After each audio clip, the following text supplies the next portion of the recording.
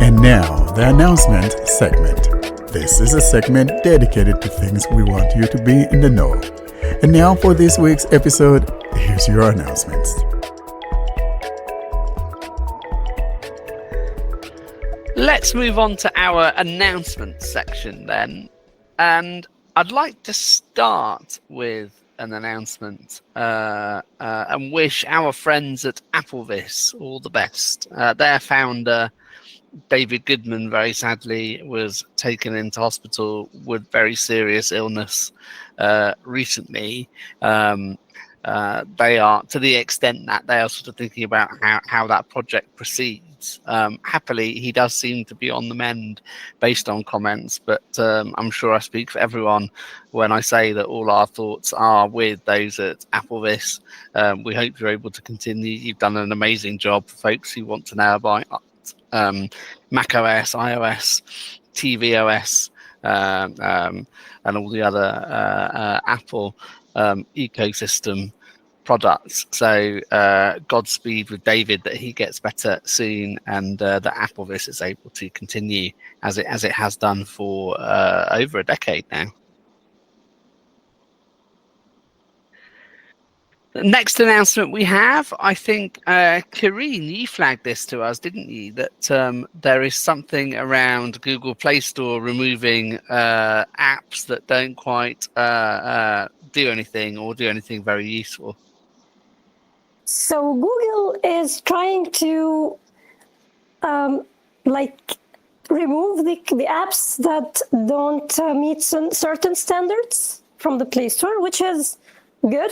Actually, like the apps that literally do nothing, and there are apps that really do nothing, and apps that just focus on one simple functionality, which is so simple, like a wallpaper app that has only one wallpaper.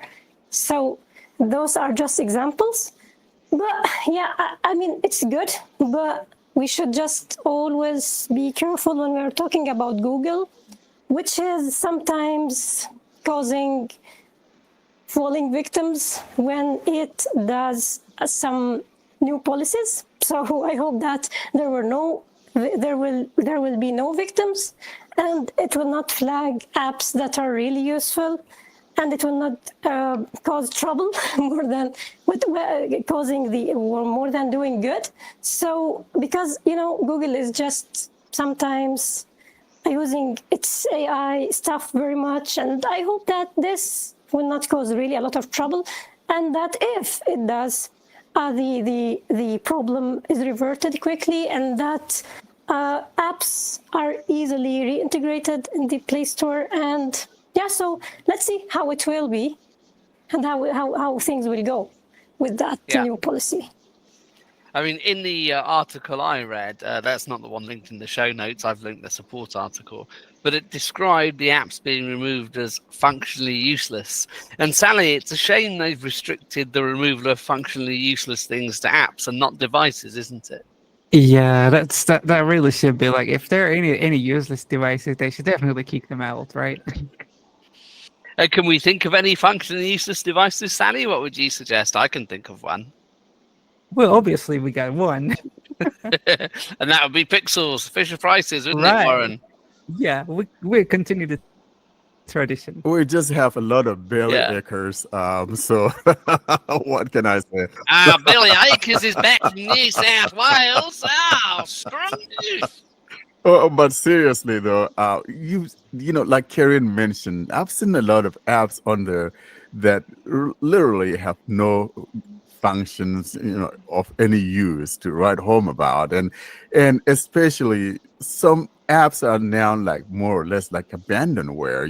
They've been sitting there, haven't been updated since maybe like 2016, 2019, and last year alone, Google removed like over 2 million apps, and so frankly, we don't want a dumping ground. We want apps that work. So, but then in the same breath, we need to be careful so that we don't remove those apps that are good, alongside with the bad ones.